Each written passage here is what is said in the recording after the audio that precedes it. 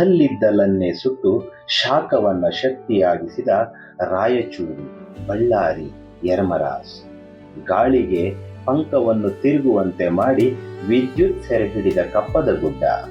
ಚಿಕ್ಕದು ಎಂದು ಕಡೆಗಣಿಸದೆ ಜಲಚಕ್ರವ ತಿರುಗಿಸಿಯೇ ತೀರುತ್ತೇವೆ ಎಂದು ಪಣತೊಟ್ಟ ಸೂಪ, ಮಾಣಿ, ಕದ್ರಾ, ಭದ್ರಾ, ಆಲಮಟ್ಟಿ, ಶಿವ, ಲಿಂಗನಮಕ್ಕಿ, MGHE ಮತ್ತು ಗೇರುಸೊಪ್ಪ. ಸೂರ್ಯ ನೀನೇ ನಮಗೆ ಧೈರ್ಯ ಎಂದು ಬೆಳಕು ನೀಡುವ ಶಿವನ ಸಮುದ್ರ ಶಿಂಷ. ಕಸದಿಂದ ಕತ್ತಲು ನೀಗಿಸಲು ಸಾಧ್ಯ ಎಂದು ತೋರಿಸಿದ ಬಿಡದಿ. ಯುಕ್ತಿಯನ್ನ ಬಳಸಿ ಅಗಾಧ ಅನಿಲ ಶಕ್ತಿಯನ್ನು ಬೆಳಕಿನ ಚಿಲುಮೆಯಾಗಿಸಿದ ಯಲಹಂಕ.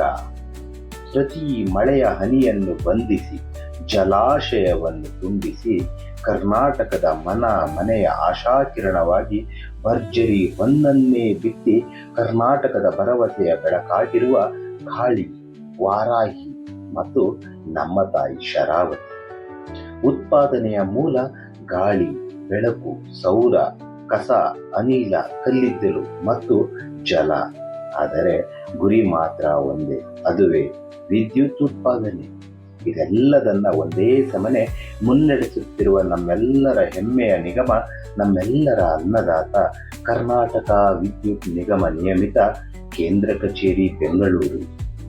ಜಾತಿ, ಭಾಷೆ, ಧರ್ಮ ಇದನ್ನೆಲ್ಲ ದಾಟಿ ನಾವೆಲ್ಲ ಒಂದೇ ತಾಯಿಯ ಮಕ್ಕಳು ಎನ್ನುವ ಧ್ಯೇಯದೊಂದಿಗೆ ರಾಜ್ಯದ ಮೂಲೆ ಮೂಲೆಯಿಂದ ಬಂದು ಕರ್ನಾಟಕದ ಬೆಳಕಿಗಾಗಿ, ಏಳಿಗೆಗಾಗಿ ನಿಗಮದ ವಿವಿಧ ಯೋಜನೆಗಳಲ್ಲಿ ದುಡಿಯುತ್ತಿರುವ ಎಲ್ಲ ಕ್ರೀಡಾಪಟುಗಳಿಗೆ ಕ್ರಿಕೆಟ್ ಆಟದ ಮೂಲಕ ಹೊಸದೊಂದು ಬಗೆಯ ಕ್ರೀಡಾ ಸ್ಫೂರ್ತಿ ತುಂಬಲು ಶರಾವತಿಯ ನೆಲ, ಜಲ, ಗಾಳಿ, ಬೆಳಕು ಕಾತುರದಿಂದ ಕಾಯುತ್ತಿದೆ.